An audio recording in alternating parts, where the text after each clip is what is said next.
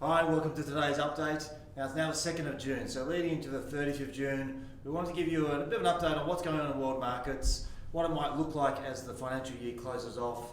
I've got some of the team here who's going to help run through that. Also a bit on tax planning, 30 June, and a bit of our submission to the Quality Advice Review. So to start with, we've got Nick here. Nick's one of the advisors in the team. So Nick, what's been going on in world markets? Yeah, it's been a big month, Nigel, and having a look in the background here, we've got the NASDAQ index, which is the index for tech-heavy stocks, and as you can see over the past year, it's been a pretty tough year for the NASDAQ between what's been happening in the global markets with inflation and interest rates, and of course the war going on in Ukraine. So if you were just invested in the NASDAQ, you would have had a very tough year. So if we just jump over to the ASX 200, now we're just jumping over and we're having a look at the Australian ASX 200 index.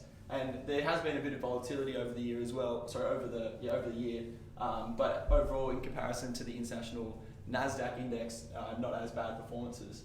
And I suppose the story, what we're trying to show here, is that if we jump over to one of our portfolios, the Arch 70s, that's 70% growth, 30% defensive.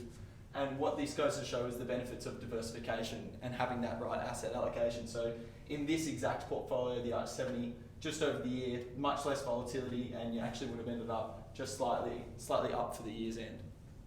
Fantastic, Nick. So the key story there is be diversified, and even though it's quite volatile, keep your long-term investment horizon in place. Now, also leading to 30 June, I've got Jenny here. If most of you might know Jenny. So Jenny's going to just talk about the tax planning. So what are the key things, Jenny, that we need to look at before 30 June? So leading into 30 June, the most important thing is if you're still in accumulation, that you make all your contributions and they hit the bank account or your super fund prior to 30 June. Anything that's received after 30 June is treated for next year.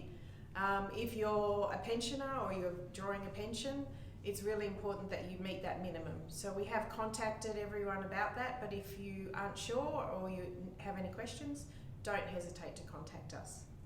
Brilliant, yeah, and also property investors should look out for anything that they can just, a bit of housekeeping, make sure everything's in order leading into 30 June. Interest rates, so what's going on in the economy, we've had the election, we've had interest rates eking up a bit, so again, look at your debt, review your debt positions, and of course we've still got a few weeks, so it's pretty busy with plenty of time to reach out if you're unsure. Right? We're here, just give us a call or drop us an email and we'll be able to answer your questions. Thanks so much, Jenny. Thanks. So, just finalising for today's catch-up, please reach out if there's anything here you think, well, I do need to speak to you before 30 June. We've also excitingly put a submission into the Quality Advice Review. This is another government review. We're really trying to drive the industry forward to make it better for everyone, make advice not only accessible to clients who are complex, but also accessible to all Australians, share some of that independent information. We're proudly independent, so we've put that through to the government, which is really important for us to try and lead, I suppose, the voice and the leadership in that, so we can improve the industry for all. But importantly for you, again, a few weeks to go to 30 June, please reach out and look forward to speaking to you soon.